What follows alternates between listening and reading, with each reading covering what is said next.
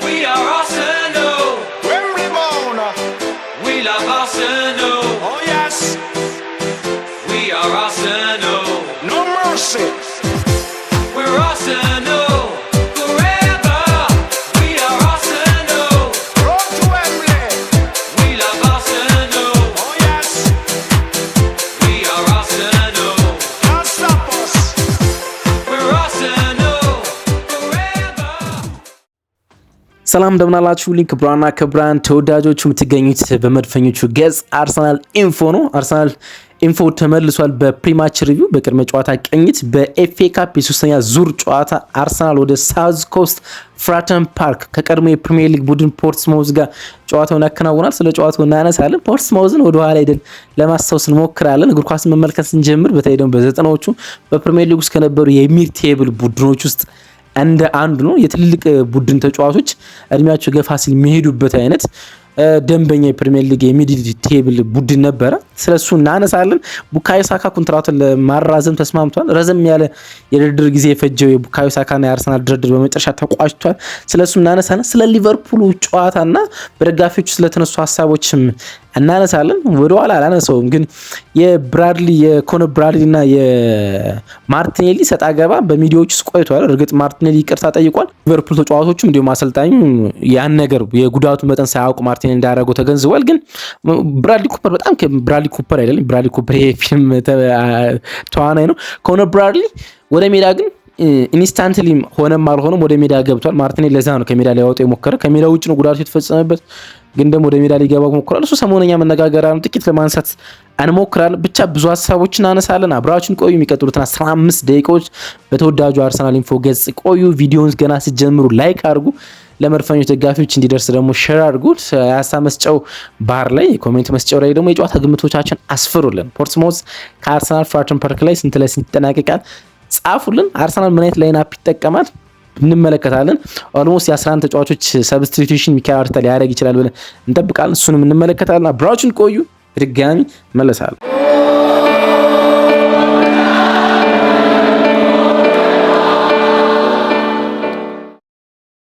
አርሰናል እንግዲህ መግቢያ ጋር እንዳደመጣችሁት ወደ ሳውዝ ኮስት ፍራተን ፓርክ ያቀናል ወደ ፖርትስማውዝን ለመግጠም።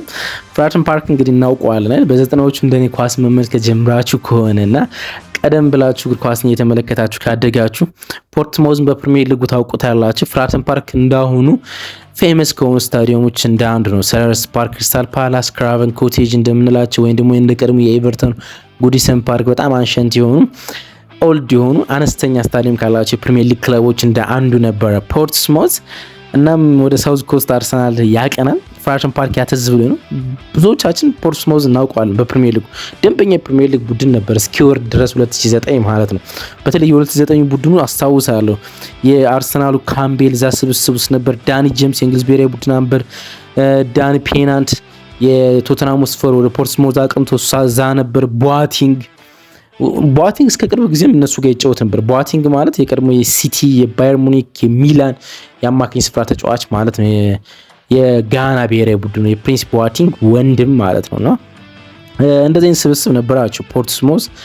ዲዋይን ጆንሰን የመሳሰሉ በጣም ብዙ በፕሪሚየር ሊግ ውስጥ የተለመደ ስም ነበር። አሁን ግን በጣም ከባድ ጊዜ እያሳለፉ ነው የሚገኙት። ሊግ ዋን ነበሩ፣ ወደ ሻምፒዮንሺፕ ተመልሰዋል። ግን በሻምፒዮንሺፕ 24ቱ ተሳታፊ ቡድኖች 21ኛ ደረጃ ላይ ነው የሚገኙት። በ24ኛ ሳምንቱ የሻምፒዮንሺፕ የደረጃ ሰንጠረዥ 21ኛ ላይ የሚገኙት 25 ነጥቦችን ብቻ ነው የሰበሰቡት በ24 ሳምንት። ኦልሞስት 1 ነጥብ በአንድ ጨዋታ የሚያገኙት 21 ጎል አስቆጥሮ 35 ጎል ተቆጥሮባቸዋል። በጣም ደካማ የሊጉ ዲፌንስ ነው ያላቸው። በሊጉ በዲፌንስ መጥፎ ሁለተኛ ናቸው፣ ዘወረስት ማለት ነው። ወይም ደግሞ 23ኛ ናቸው። 6 ጨዋታ ብቻ በሲዝኑ ያሸነፉት። 11 ጨዋታ ተሸንፈዋል። 7 ጨዋታቸው ወጥቷል። ያን ያህል ደካማ ናቸው። ግን ለአርሰናል በጣም ወደ ወሳኝ ሳምንት ነው ይሄኛው ሳምንት ማለት ይቻላል። ምክንያቱም ኦልሞስት ቦክሲንግ ዴይ ልትሉ ትችላላችሁ። እኔ እንደዚህ አይነት መርሃ ግብሮችን ስለመመልከት ከዚህ ቀደም እርግጠኛ አይደለም። 4 ተከታታይ አዌ ጌም አርሰናል ያከናውናል።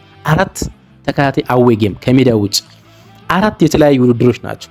በ9 ቀናት ውስጥ መጫወት አለበት። ከ4 ውድድሮች በ9 ቀናት ውስጥ ማለት ነው።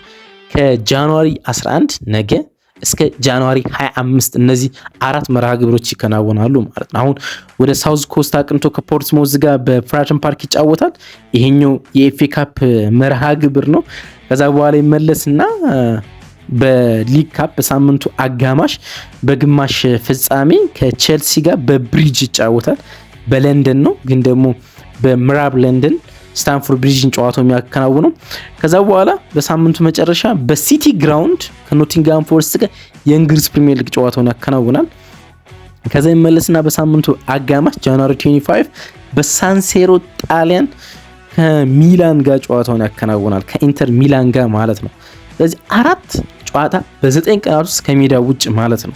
ወደ ፍራተን ፓርክ፣ ብሪጅ፣ ሲቲ ግራውንድ እንዲሁም ሳንሴሮ ማለት ነውና እንደዚህ አይነት ነገር ተመልክቼ አላውቅም። አዌ 4 ጌም በ9 ቀን እና 4 የተለያዩ ውድድር ፍጹም ተመልክቼ አላውቅም እና ወሳኝ ነው። ግን ለአርሰናል በጣም መልካሙ ነገር እንደ ፖርትስሞዝ አይነት ጨዋታ ስትመለከቱ በጣም የተለየ ፎርሜሽን እንጠብቃለን። ብዙ የተቀየረ ፎርሜሽን ማለት ነው። በጣም የተነካካ ፎርሜሽን እንጠብቃለን። ስለ ፎርሜሽኑ እናወራለን። እንግዲህ ለመጨረሻ ጊዜ ከፖርትስሞዝ ጋር ስንጫወት 2020 በአምስተኛ ዙር የኤፍኤ ካፕ መርሃ ግብር ተገናኝተን ነበር። 2020 ማለት 2019-20 አርሰናል በኮቪድ ጊዜ የሚኬል አርቴታ ቲም ቼልሲን አሸንፎ የኤፍኤ ካፕ ሻምፒዮን በሆነበት ሲዝን ማለት ነው።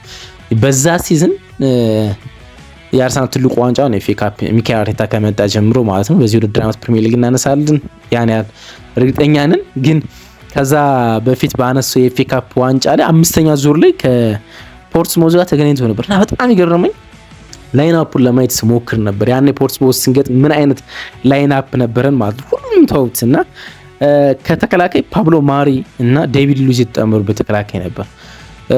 ቡካዮ ሳካ ፉልባክ ሆኖ በሚጫወትበት ጊዜ ነበረ።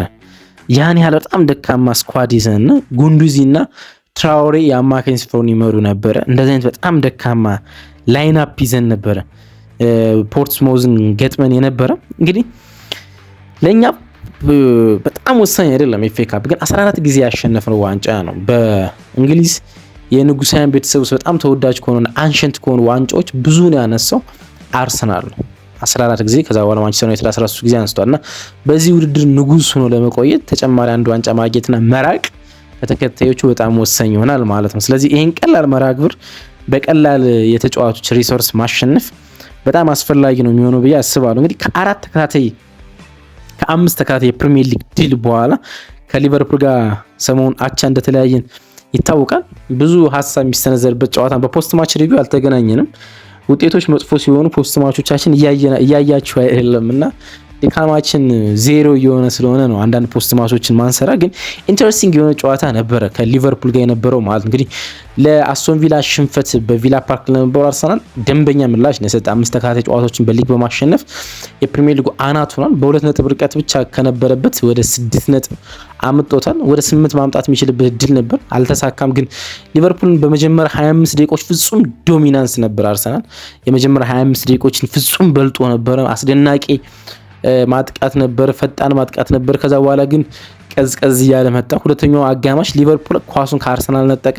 ሊቨርፑል ኳሱን አያጠቃበትም፣ ሳይድ ፓሶችን ያረጋል። አርሰናል ኳሱን በሚይዝበት ጊዜ ደግሞ ሴንተሩን እንዳያጠቃ አረገው። ኦዲጋርዱን ፍጹም ከጨዋታ ውጭ በማድረግ እና ኳሶቹ ወደ ሴንተራል ሳይሄዱ ፕሮግሬሽናቸው ወደ መስመር እንዲወጡ አረገ። በመስመር እንቅስቃሴ ውስጥ ደግሞ ከሰሞነኛ ብቃቱ ጥሩ የሆነ ሊያንድሮ ትሮሳርድን በዳብል ማርኪንግ ተያዘ። ቡካዮ ሳካ ሰሞነኛ ብቃቱ ያን ያህል የሚያስመሰግን አይደለም። እኛን መቆጣጠር ቻሉ። ወረቀት ላይ ሜዳ ላይም ሰከንድ ሃፍ ለነበራቸው ፐርፎርማንስ አርነ ስሎት ከሚኬል አርቴታ የተሻለ ነበር በፐርፎርማንስ። አርሰናል የመጀመሪያዎቹ 25 ደቂቃዎች በጣም ብልጫ በነበረበት ጊዜ ውስጥ ጎል አስቆጥሮ ቢሆን ኑሮ ብዙ ነገሮች መቀየር ይችሉ ነበረ፣ ግን መጥፎ አልነበረ። አንዳንድ ደጋፊዎች በጣም ተበሳጭተው የተመለከቱ 6 ነጥብ በ21ኛ ሳምንት መራቅ በጣም ትልቅ ነገር ነው። በጣም 8 ነጥብ ርቀን ቢሆን ኑሮ ለአንዳንድ ውድድሮች ማስተንፈሻ ጊዜ እናገኛለን። ለሻምፒዮንስ ሊግ የኖካውት ጨዋታዎች በተለይ በፕሪሚየር ሊግ እርግጠኛ ስትሆን ማሸነፍ ግን ለሻምፒዮንስ ሊግ ጨዋታዎች እንድትዘጋጅ ይረዳሃል፣ በደንብ ማለት ነው፣ በደንብ ይረዳሃል። እና ያ ቢሆን ጥሩ። ግን 2 ተከታታይ እና 3 ተከታታይ ጨዋታዎችን አርሰናል ማሸነፍ የሚችል ከሆነ ሲቲ ነጥቦችን ይጥላል። አንተ ምጥል ከሆነ ሲቲ ከተጠጋ ለምሳሌ አንዳንድ ነገሮች ማንሳት በጣም አስፈላጊ ሊሆን ይችላል። ሲቲ በ2 ነጥብ ርቀት በነበርንበት ሳምንታት ውስጥ ታስታውሱ እንደሆነ ጨዋታዎችን በተከታታይ እያሸነፈ ነበር። አንዳንድ ጨዋታዎች በጣም ተሸግሮ ያሸንፍ ነበር። ኖቲንግሃም ፎረስትን ክሪስታል ፓላስ 3-0 ያሸንፍ እንጂ በጨዋታው ፐርፎርማንስ በጣም ደካማ ነበር። ግን እየታገለ ጨዋታዎችን የማሸነፉ ትልቁ ምክንያት በነጥብ ልዩነት ከአርሰናል የመድረስ ተስፋ ስለነበረው ጥቂት ነጥቦችን ከሰፉ ግን የምታደርገው ፐርፎርማንስ በመጨረሻ ርቀት አይደለም። ለዛ ነው ሰሞኑኛ ብቃቱ እንደዚህ ወርዶ የምንመለከተው ማለት ነው። ኢታድን እንኳን ብትመለከቱ ከሰሞኑ ለምሳሌ ከብራይተን ጋር ሲጫወት ኢታድ አልሞላም። ያን ያህል ዋንጫው እንዳጡት እርግጠኞች ናቸው የሲቲ ደጋፊዎችም ተጫዋቾችም ማለት ነውና አርሰናል 3 ተከታታይ ጨዋታ ቢያሸንፍ በሲቲ ውስጥ የፐርፎርማንስ እርግጠኝነት ይኖራል፣ በአርሰናል ውስጥ ዋንጫውን የመብላት ማለት። ስለዚህ ነጥቦች ይመጣል ይቻላል ሰሞኑኛ ብቃቱ እንደተመለከት ነው ማለት ነው። አሁን 6 ሆኗል። አርሰናል 2 ጌም ቢያሸንፍ ከሁለቱ አንዱን ሲቲ ይጠላል እና ኖርማል ነው ልላችሁ ፈልጌ ነው። ያን ያህል የሚያሳስብ አይደለም። በሆኑ ሳምንታት 5 ተከታታይ ጨዋታዎችን አሸነፈ ከመሀል አንዳቻ መውጣት በጣም ኖርማል ነው። በፈርስት ሲዝን 2 ሽንፈቶች ነበሩብን። በሰከንድ ሲዝን ሽንፈቶች ይጠበቃሉ፣ አቻዎች ከመሀል ይጠበቃሉ። ግን የነጥብ ጋፕ በጣም ሰፊ ነው። ሊቨርፑል፣ ቼልሲ የሚባሉ ቡድኖች በዋንጫ ፍክር ውስጥ የሉም። ሲቲን ያለ ግን ሲቲ ነጥብ የሚጥል ሲቲን ያለ እሱን በእርግጠኝነት መናገር ይቻላል። በጣም ብዙ ተጫዋቾችን በጉዳት አጥቷል። እርግጥ የተጫዋቾችን ፊርማ ለማድረግ የሞከረ ነው የሚገኘው፣ ግን ያን ያህል የሚያሰጋ አይመስለኝም ዘንድሮ የፕሪሚየር ሊጉ ፎክ ውስጥ ማለት ነው። ግን አንዳንድ የኢሞሽን ጥያቄዎች ነበሩ። ሊቨርፑል በፈርስት ሲዝን ላይ አሸንፈውናል። ካሸነፈን በኋላ ሚካኤል አርቴታን ስታዲየም ውስጥ ለማብሸቅ የሄዱበት ርቀት አለ። የመጀመሪያው ሽንፈት የሰጠን ቡድን የመበቀል ስሜት ነበር። ያ ስላልተሳካ ደጋፊው ፍራስትሬት ለማድረግ ሞክሯል። ግን በፕሪሚየር ሊግ ውስጥ እንደዚህ አይነት ውጤቶች ኖርማል ናቸው ብዬ አስባለሁ። እንግዲህ ባለፉት 2 ተከታታይ ዓመታት በኤፍኤ ካፕ ሰርድ ራውንድ ላይ የተባረረ ነው፣ ወይም ደግሞ ለፕሪሚየር ሊግ ቡድኖች የመጀመሪያ ራውንድ ልትሉ ይችላላችሁ። እንግዲህ ሁሉም በእንግሊዝ 7ቱ የውድድር እርከኖች ያሉ ቡድኖች በኤፍኤ ካፕ ይሳተፋሉ። ከኦገስት ነሐሴ ነው የሚጀምሩ ውድድሩ ማለት ነው። ፕሌይኦፍ ይከናወናሉ። ፈርስት ራውንድ፣ ሰከንድ ራውንድ ይልና የፕሪሚየር ሊግ ቡድኖች ሰርድ ራውንድ ላይ ይቀላቀላሉ ማለት ነውና ሰርድ ራውንድ ላይ ነው መሰናበት ይቻላል። እንግዲህ 2024 ላይ በሊቨርፑል 2-0 ተሸንፎ ከውድድሩ ወጣ። ባለፈው የውድድር ዓመት ደግሞ በፔናልቲ በማንቸስተር ዩናይትድ ተሸንፎ ከውድድሩ ወጣ ማለት ነው። ዘንድሮ የሚሆን አይመስለኝም፣ ደግሞ መሆን እንደሌለበት ነው ማስበው ማለት ነው። በሰርድ ራውንድ መሰናበት አግባብ አይደለም። በጣም ብዙ ለውጦች በላይናፕስ ሊኖሩ ይገባሉ ብዬ አስባለሁ። ቢን ዋይት፣ ክርስቲያን ኖርጋርድ፣ ኤብሬቺ ኤዜ፣ ጄሱስ፣ ካይ ሃቨርትዝ ከቤንች ሲነሳ መመልከትን እፈልጋለሁ። ከዚህ ጨዋታ በፊት የሰማነው በጣም ትልቁ ጉዳይ የቡካዮ ሳካ ኮንትራክት ማራዘም ነው። እንግዲህ ገና ክረምት ላይ ከሰማናቸው የተጫዋቹ የዝውውር መስኮት ከተዘጋ በኋላ ከሰማናቸው ዜናዎች አንዱ ቡካዮ ሳካ ኮንትራክቱ እንደሚያራዝም ነው። ግን እሱ ሳያራዝም ኤሚሊ ስሚዝ ሮ አራዘመ፣ ገብርኤል ማርጋለሽ አራዘመ፣ ዊሊ ሳሊባ አራዘመ፣ ኢተን ንዋኔሪ አራዘመ፣ በጣም ብዙ ተጫዋቾች አራዘሙ። የዲክላን ራይስ የኮንትራክት ማራዘም ፕሮሰስ ጀመረ። እንደዚህ አይነት ነገሮችን ሰማንና ችግር አለ እንደሚሉ ነገሮች ሲነሱ ነበር። ዴቪድ ኦሬስተን አርሰናልና ቡካዮ ሳካ ኦፊሻሊ እንደተፈራረሙ አርሰናል ከሰሞኑ ይሄን የፊርማ ስነ ስርዓት ላውንች ወይም ደግሞ ይፋ እንደሚያደርገው የተሰማ። እስከ 2027 የሚያቆይ ኮንትራክት ነበረው ቡካዮ ሳካ። አሁን ግን እስከ 2031 ይቆያል፣ የሚቀጥሉትን አመታት ማለት ነው። ከ7 አመቱ ጀምሮ በሃላንድ ላደገ ልጅ እዚህ መቆየት በጣም አስፈላጊ ነው። የአርሰናል የዚህኛው ትውልድ የአሸናፊው ትውልድ ምሳሌ ተደርጎ ነው የሚቆጠረው ቡካዮ ሳካ። ምክንያቱም ለምሳሌ 2022-23 አንጠብቅ ለዋንጫ ስንፎካከር ነበረ ቡድን ውስጥ 15 ጎል 11 አሲስት ነበረው። 2023-24 ከሲቲ ጋር 2 ነጥብ ርቀቶች ኑሮን ዋንጫውን ስናጣ 20 ጎልና 14 አሲስት በሁሉም ውድድሮች ነበሩት። ባለፈው የውድድር ዓመት አስታውሱ ነው ዲሴምበር ላይ ነው ጉዳት ያጋጠሙ። ግን እስከዚህ ዲሴምበር ላይ የፕሪሚየር ሊጉ ቁጥር 1 አሲስተር ነበረ። በውድድር ዓመቱ መጨረሻ ላይ 7 ጎሎች ይዞ ነው ያጠናቀቀ። 250 ጎሎችን 250 ጨዋታዎችን በሁሉም ውድድሮች ማከናወን ችሏል። 77 ጎል 78 አሲስት አለው። ለእንግሊዝ ብሔራዊ ቡድን እንኳን በዚህ የ24 ዓመት እድሜ ወዲህ 48 ጨዋታዎችን አድርጓል። ቡካዮ ሳካ ስታር ቦይ አርሰናል ጋር እስከ 2031 ኮንትራቱን ያድሳል። እሱን ሰምተናል። ኦፊሻሊ ነው የሰማነው፣ ይፋዊ ነው። ስለዚህ ሰሞኑ አርሰናል ይፋ ያደርገዋል። እንዳልኳችሁ እዛ አትሌቲክ እንኳን ሲጽፈው የአርሰናል የአዲስ ትውልድ አሸናፊ ምልክት ተደርጎ ይቆጠራል ብሎ ነው የጻፈውና በጣም ብዙ ክለብ ፈላጊዎች እንደነበሩት ግን ደግሞ ለተጫዋቹ ይህን ኮንትራት መፈረም ሲምፕል እንደሆነ ነው ዛ አትሌቲክ ላይ ሪፖርት ማንበብ የቻልኩት። እሱን ሰምተናል ከዚህኛው ጨዋታ በፊት። ኢንተረስቲንግ ነው። ላይንአፕ እንጠቁም እስኪ። አርሰናል እንግዲህ ይኖሩታል ተብሎ የሚጠበቀው ላይንአፕ ኬፓ አሪዛባላጋ በግብ ጠባቂነት ይኖራል። ዋይት የአርሰናል የቀኝ መስመር ተከላካይ ይኖራል። ሉዊስ ማይልስ ስኬሊ የግራ መስመር ተከላካይ ይሆናል ተብሎ ይጠበቃል። ሪካርዶ ካላፊ ጉዳት ላይ ነው።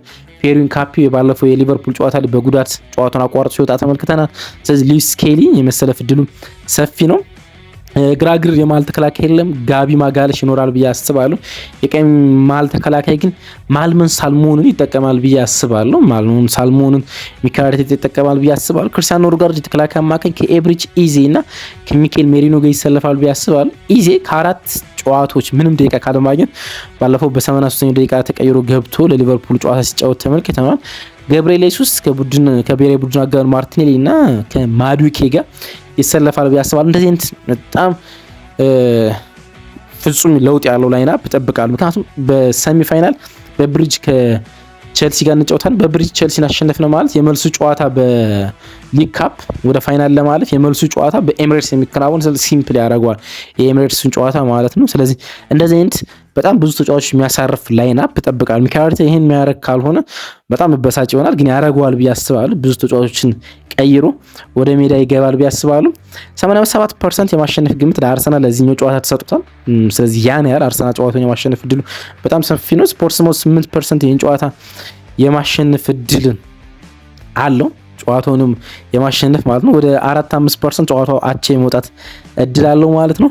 ግምቶቻችን አስቀምጡልን። ፖርትስሞት ከአርሰናል በፍራተን ፓርክ ሳውዝ ኮስት ላይ ጨዋታው ይከናወናል። ቶኒ ሃሪንግተን ጨዋታውን በመሀል ዳኝነት ይመሩታል። ሀሳብ አስተያየቶቻችሁን እንዲሁም ደግሞ የጨዋታ ግምቶቻችሁን አስፍሩልኝ። ስለነበረ ቆይታ ከልብ አመሰግናለሁ። በተወዳጁ ገጽ ቆያችሁ። አርሰናል ኢንፎ ባይ እንወዳችኋለን።